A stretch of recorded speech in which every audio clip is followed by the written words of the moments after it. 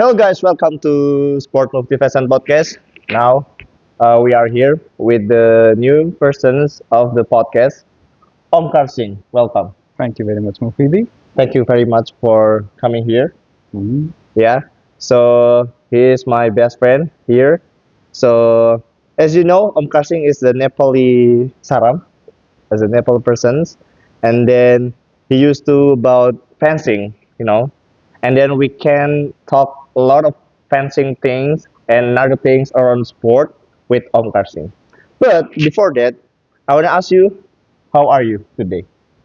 I'm absolutely delighted after a few moments ago because I get to be in this podcast. Before that, I was attending the regular workshop, so that was not so delightful because most of the time I didn't know what was going on inside the class. So it was very stressful for me to be on the same page with my colleagues inside the classroom. But now it's very wonderful. I'm delighted to be here. Okay, but still fun, right? Yeah, it's fun. I like to think it's fun. All right, so let's begin. So we're gonna know about the personal background of yours and how you grow up. Can you tell Ah, us? you want to go back to my childhood story? Yeah, of course. I was a very, I don't know, like I was a very mixed kind of a boy. Like Mhm.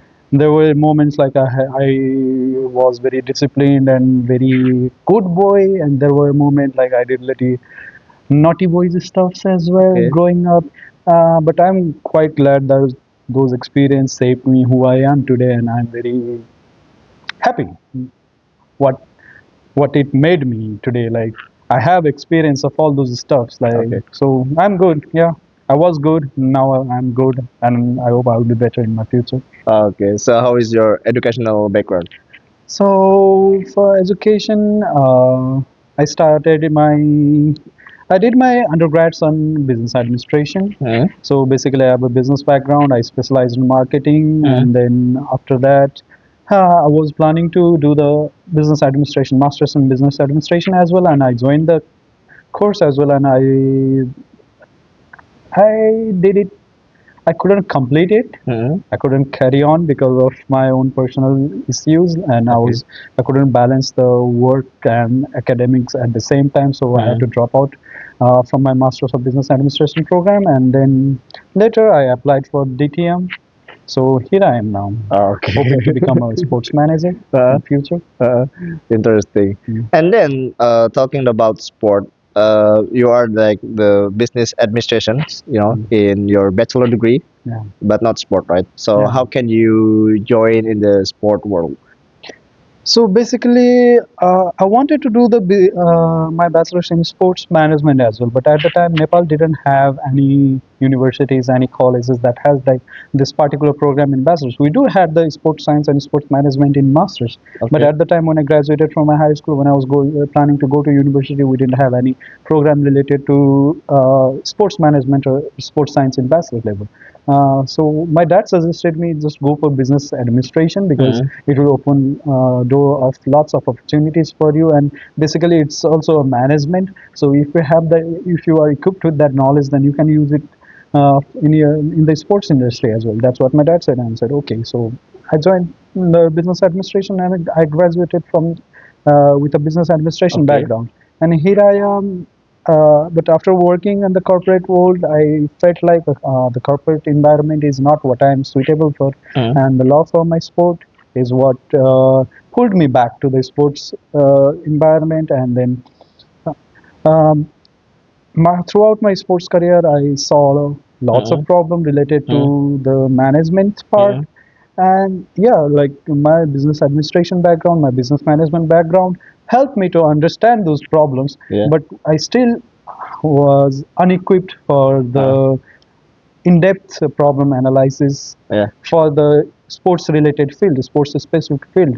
So Okay. hoping that I would have some extra instruments with me Mhm. after I graduate from this program, and I'll be able to tackle those problems as a professional, not Okay. just a hopeful sports manager. All So right. that's why I'm here. Yeah. Interesting. So, let's flashing back about your involvement in sport. Mm. So you're used to fencing, right? Yeah, yeah. So since your child, or is it your hobby or something?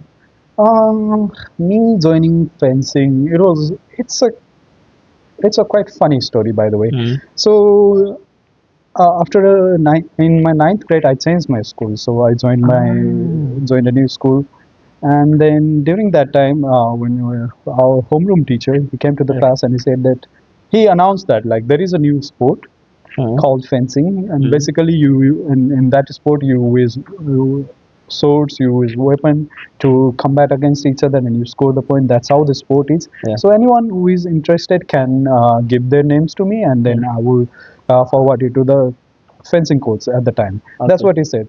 But during the 2 week deadline, no one was that much interested to give their name on the Yeah. sport. And when my teacher announced that first, like I felt like maybe I should join this sport to see, like to explore Okay. how does it look like, how like just to experience it. Mm. I had a thought, but I didn't want it to join as well because the grade 9 and 10 in our country is like quite stressful at Mm. the time because we have school leaving. We had at the time we had school leaving certification Yeah. examination at the 10th grade, but for that we need to prepare from the ninth grade as well. Okay. So I was quite hesitant on joining the new sport, Mm. so-called new sport. And after like 2 weeks, Okay. my room teacher again announced like, yeah, there is this sport. None of you guys gave me the name, so Mm. like it's a new sport. So fairly, you will get a new opportunity. Yeah. And at that time, there was this Okay. Asian fencing youth camp Mm. going to be held on Bangkok after 1 or 2 months. Ah. That's what he said. So if you guys give me your names, then maybe you guys will be able to take that opportunity as well. And I'm like, Mm. yeah, if I get that opportunity, if I give my name, then Ah. most probably I can go to Bangkok as well. So at the time, I was not interested in the sport. My Ah. sole focus was like, I would be able to ride a plane, go Ah. to Bangkok, Ah. have a 15-day vacation, and come back. So that's why I said, okay, I will join this sport. I gave Mm. my name, and then some of my fellow classmates they also joined me after that. Mm. So it just snowballed from there, and like I raised my hand, other Mm. my friends raised my hand, and their friends raised their hands. So that's how like we started fencing. Okay. It was back in 2011, I guess. It's Ah. 2011. Yeah, so that's how I got into the sport. But after I joined the sport, after I Mm. started learning the sport, after I started learning the fencing, I Mm. fell in love with the sport. Like it was a combative sport.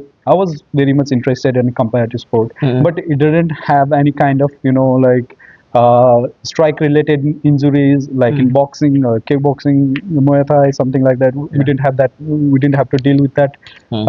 injuries because of it being a non-contact combat sport, Okay. and we were learning to use weapons in the Mm. combat. So yeah, I fell in love with the sports, and I just continued the sport, and I started doing well in it, and here I am now. All right. So start with the ninth grade. I think Mm. some people said it's too late, right? Because maybe mostly people we join in profession like sport as a career, like from the elementary school or for the seventh grade, I think. But you have like a big improvement, and then you Mm. join the some competitions, right? Yeah. And then how is your career after that? Like you join the national teams or something? At the time when I joined the fencing, the fencing sport itself was fairly new in my country. So the Ah, fencing association established back in 2009.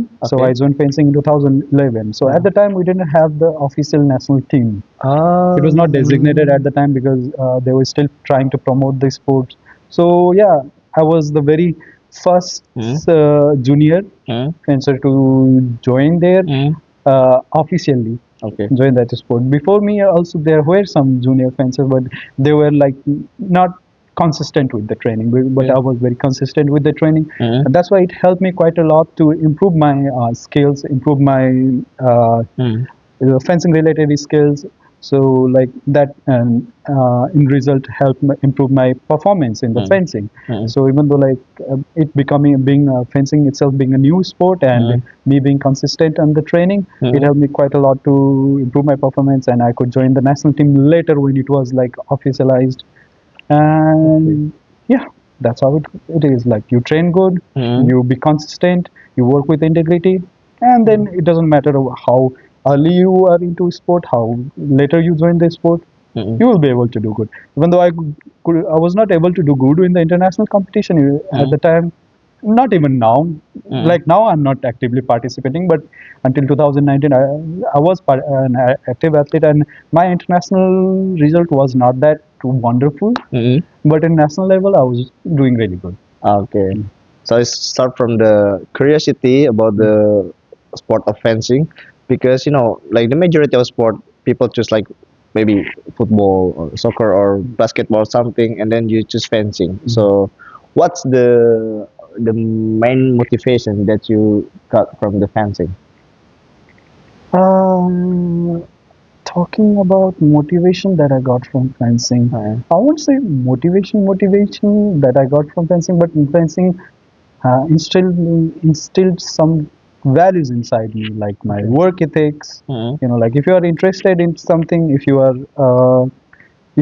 desperately want something, then you need to work for it. Okay. You need to put additional effort to it. If you want to Mm-hmm. be best version of yourself in that particular platform, then you need to be the one who is putting most effort, Mm-hmm. uh, working more hard, Mm-hmm. and using your all of your smart to be best on that platform. Okay. And that values is what I learned from joining fencing. Okay. So yeah, that it is. But I'm not sure about what motivation I got Uh, from fencing though. uh,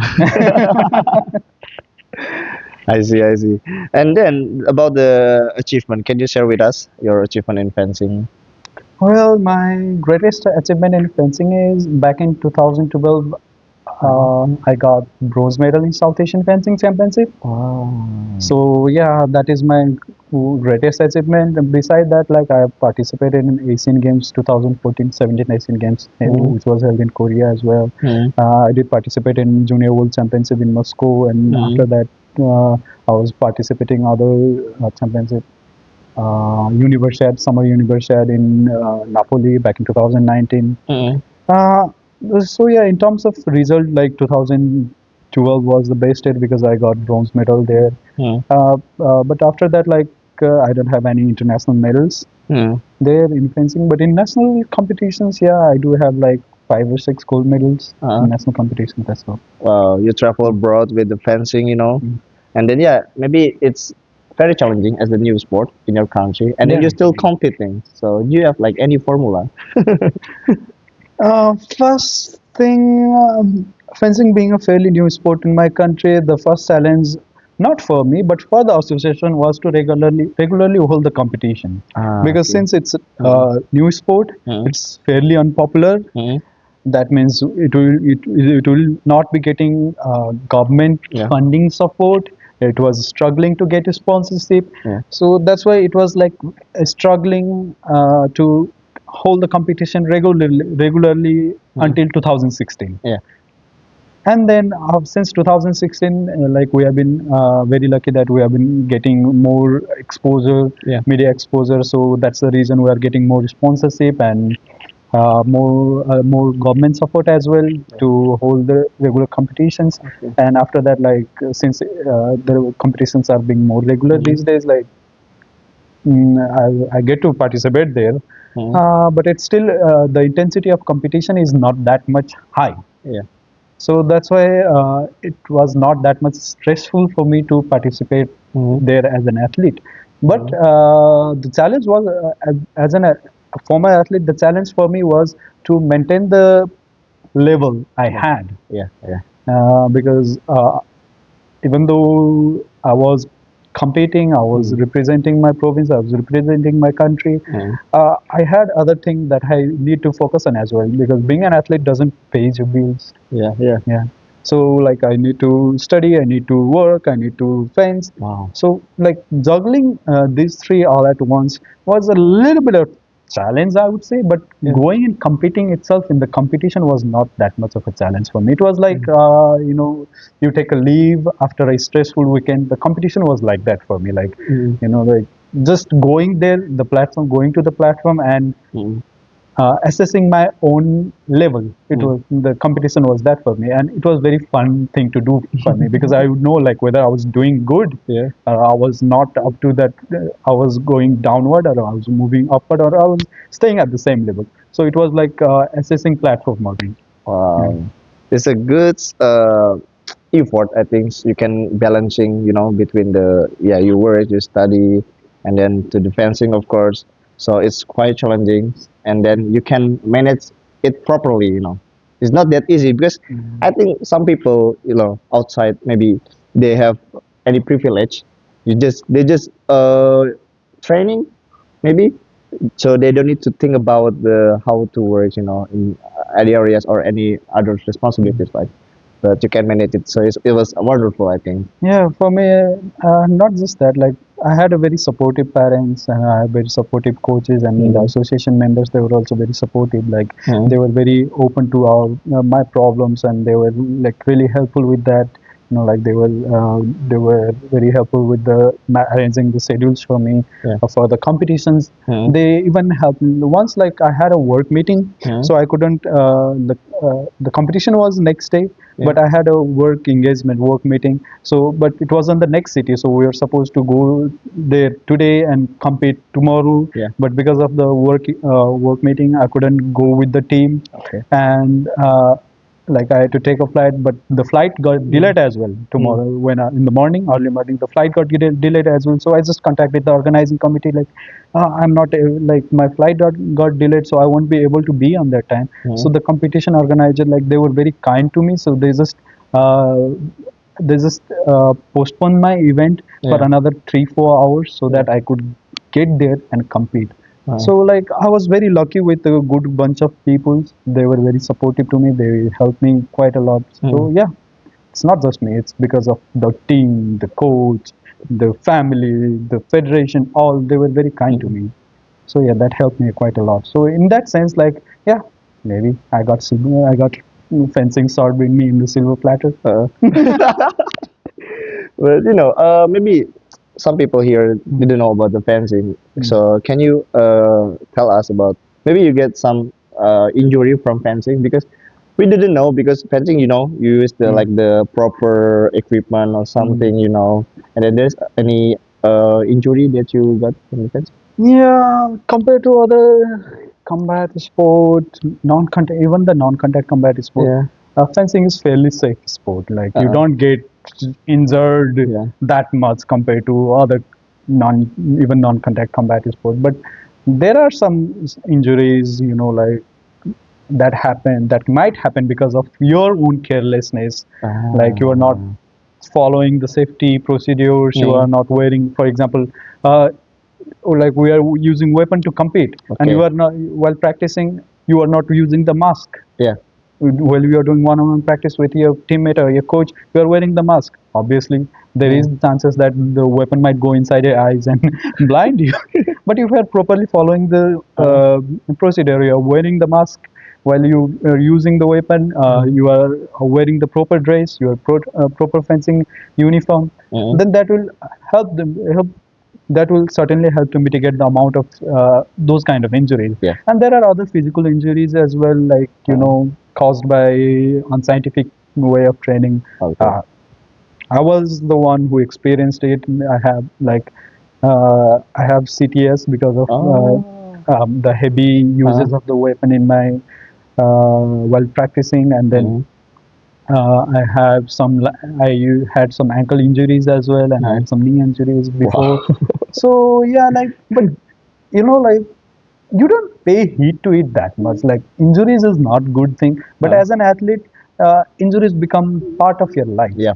Agree. Like none of the athletes participating in like national level, international competition, Mm. none of the there are very few athletes who never had that kind of injuries in their life. Yeah. So yeah, so it's part of life. There are injuries like you need to take care of. So you need to be very wary of the Mm. overuse of joints and Mm. your joints and your muscles, so that it is not that strained. You need to be careful.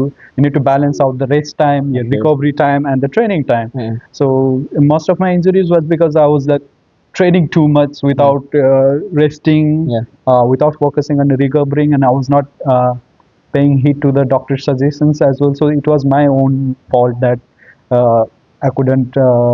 recover properly. Yeah. So my injuries became recurring ones. Okay. But if I had followed that schedule, if I had followed that suggestions properly, then it might not have been that case, and I would have been able to enjoy the beauty of fencing for a long while as an athlete. But Wow. it's good though. Uh, I don't regret it at the time, and I'm not regretting it at now as well. uh, But yeah, the other athletes, they need to take care of themselves. They need to mm, focus on their rest time. They need to focus on recovering as well, because it is what makes them come back stronger as an mm. athlete, not just the training.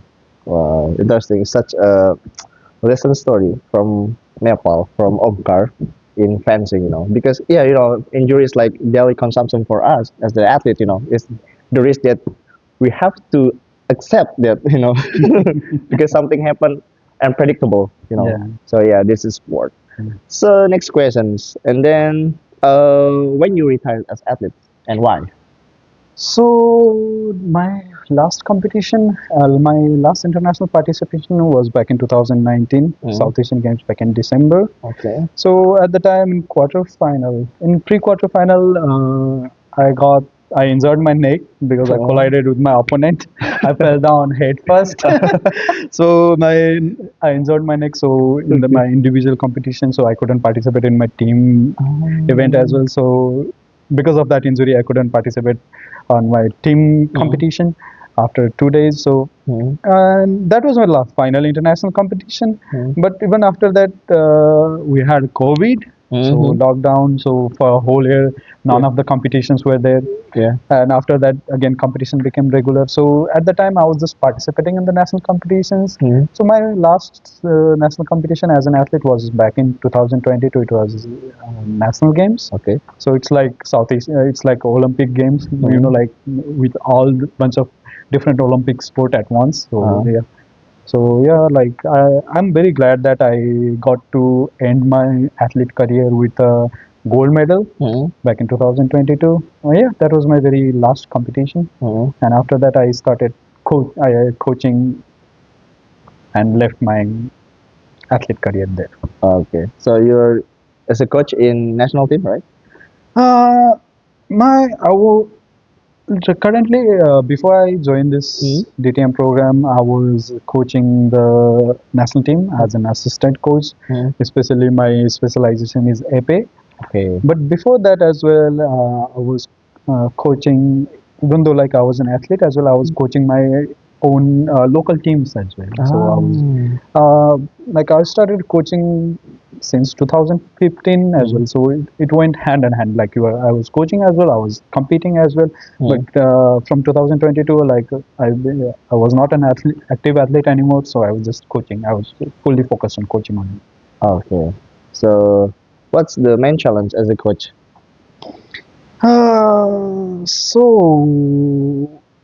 right now, like I don't want to go to at the micro level, Uh, and have a worm-eyed view, mm, because right now we are having a very macro level challenge. Nepal itself is an underdeveloped country. mm, Sports is not that much of a priority for our country. yeah. Fencing is a minor sport. It's not a popular sport like major popular sports like football and cricket. Mm, Being a minor sports, we're lacking every fundamental stuffs like fundings, yeah. infrastructures, Mm, training venues, equipments, gears, and because of that reason, we can't cater to the potential players. yeah.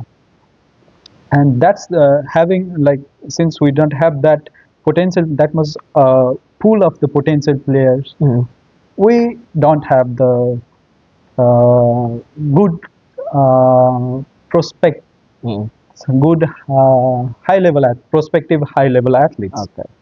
So as a coach, uh, getting the players Mm, in the club, mm, getting the people to join the club, and becoming consistent with the sport, mm, making them more consistent with the sport mm. was one of the major challenges for me at Oh, the time when mm, I was coaching the local team.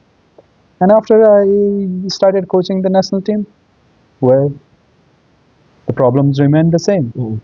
No infrastructure, Yeah. no funding, Uh, more expectation, but less investment. Yeah. So yeah, so yeah, it was a that was the major challenge for me. Mm. And yeah, it's the same story for all the underdeveloped countries, I Yeah, guess, yeah, yeah. for the minor sports. Not just the underdeveloped or developed. Maybe they have this kind of problem in the developed country as well Yeah. because the minor sports like they are not getting that much exposures to the public. They're Mm. not getting because of and they are also not getting much support from the government as well, even though they are doing good at that particular sport. Yeah. So yeah, it's the same story for the all the countries in the globe with who are like trying to promote the minor Yeah. sports. So yeah, I'm no different from them. Wow. Excellent stories. Oh yeah, and then so you used to as a athlete before, and then as a coach, and then you decide as well as the sport manager things, and you learn about sport management. So do you think you have any like the futures that you gonna work on sport management things as the sport manager or the sport administrator? Well, I aspire to work as a sports manager Uh, in future, mm. but I am also quite sure that it's not gonna be uh, enough to pay my bills. You know, I see. basically being an athlete, being a coach Uh, in my country is a volunteer job. yeah, yeah. Going to the competition as an athlete is like a vacation thing. Mm-hmm. You work hard, you go there, you accumulate experience. We don't expect for uh, good results Yeah, because we know that to yeah, have a good result, you need to have a good investment. And we were unfortunate that we didn't have that good investment. yeah. So all we could do in the international competition was go there and accumulate the experience and come back. Okay. As a coach, you try to impart those experience to your upcoming players Mm, so that they don't repeat the same mistakes that we did yeah, and like make them better than us. yeah. And as a sports manager, my like I am not looking for the financial benefits, Mm, economic benefits, or yeah. any other like. For me, I made it clear that it's a volunteer job. Mm, So as a sports manager, if I am able, then I want to make create an environment yeah. where the athletes, the coaches, they don't have to suffer from insecurity Mm-hmm. by taking on that role. Mm, Like as a coach, you are expected to work as a full-time employee, yeah, but you are not even getting the part-time salary. There is gonna be financial insecurity there. yeah. As an athlete, you are also expected to work as a full-time employee, but you are not even getting a single penny. Mm-hmm. So the athletes will be plagued by the financial problems. Uh, They will be plagued by the mental stress because induced because of that. And imagine that you are expected to perform well in the competition, but if something bad happens to you, if some injuries happens to you, mm, then there will be no one taking care of you. How much mm. stress it's gonna be, how much stress it is for that athlete. Ah, okay. So what I aspire to do as a sports manager is Mm, I want to create that safe space for the coaches, for mm, the athletes, so mm, that they doesn't have to go through those kind of bad experiences mm. that me and my predecessors had to go through. Yeah. So yeah, I expect to. Yeah, I know that it's not gonna happen in tomorrow right away. Mm, Like somebody gave me the job of as a sport manager, and then I go there and tomorrow I change the whole environment at once. uh, It's a very long procedure, so I need to have a good team uh, uh, of people who shares the same vision as like me, mm, who are willing to sacrifice their own benefits for the upcoming generation. yeah. So it's gonna take a lot of time, Mm, but I want to do that. So wow. that is my reason to join this program as well. Uh, oh. I like your generosity because yeah, you have experienced a lot about as a athlete, as a coach. And then now, like me and you wanna like outgrow our capabilities in sport management, which is we take in charge in athletes, in coach, and everything about sport. It's not that easy, you know. And then if we get something that we can share in our sport in our country, it may be something good, right? So it's like, yeah, I think such a good expectation, of course. you know, when we study about sport management as a master student here. And then my last questions is, of course, what would you expect for your future sport in Nepal? For me, future of sport. Hmm. First, we need to have a shift of trend Hmm. in Nepal. Yeah. Right now, the sports, like there has been some increasement in participation, there's some increasement in viewership, but it's limited to the major sports only. Football, it's a major Yeah. global sport. Football is not just a sport anymore; it's greater than religion now in the world. And in our country, it's the same. So, like there is already a pre-accumulated fan following as a participators, as a viewers for the football. Cricket, well, it's a popular sport in South Asian region. Yeah. So we have the cricket powerhouses like India, Pakistan, Sri Lanka, Bangladesh, Hmm. Afghanistan. So yeah, because of that, we do have the popularity of cricket in our country as well. Hmm. And so, uh, but those two sports are already on the limelight. Like they were already there from the beginning. So and they are just getting more and more popular. So it's good. Yeah. But sports itself is not limited to those two popular sports only. There are other other categories of sports as well. So first thing is I want to change the like trend from there. Like Um, instead of focusing on the major sports only, I want to popularize and promote the other sports as well, where yeah. people can participate and they can experience the beauty of all the wonders of the sport. Hmm. And I don't know whether I would be able to do this or not, but my first step toward that will be to promote physical education in the local level by integrating the physical education All right. subject with the school curriculum. I see. The thing with the Nepal education system is that we don't have designated physical education. Hmm. We don't have designated PE teacher in the schools. Yeah. Because like I told you before, sports is not that much of a priority. Hmm. That's why like the school also doesn't focus on having the PE classes, designated PE classes Hmm. as the curriculum in as the added curriculum in their programs. So I want to try to like I want to work with the government. I want to work with the federation. I want to work with the ministry, education ministry, Hmm. to take that first step where like the schools are having a designated curriculum related to sports where students go and experience the different kinds of sports. Yeah. So that's how they will be able to explore the different kinds of sports, and they can't experience the sports. And like you think that you might like football, but you through that curriculum you practiced taekwondo and you realized, oh, I like football but I love taekwondo. You can feel that. Yeah. So this way, you will increase the exposure of sports to the students, and in that basis, we will have like larger participation. Sports for all. Yeah. Yeah. Increase in participation. Increase in participation in those kind of sports means Hmm. uh, increase of talent pool. Hmm. So like higher the talent pool, higher the quality of athletes we can produce. Yeah. So yeah, that is my plan that I want to do. Hmm. But let's see Let's see. what future has in its hand. But I want to make that possible, Yeah. and I believe that I will get support from my stakeholders. I So hope yeah, so. that's the thing. Yeah. I trust you, brother. I trust you. 100%. Yeah, I thank you, wish all the man. best for you. Mm. Okay, Omkar, thank you very much for the amazing conversation today. Mm. And then, guys, thank you for your attention. And then, this is Omkar Singh. See you next time.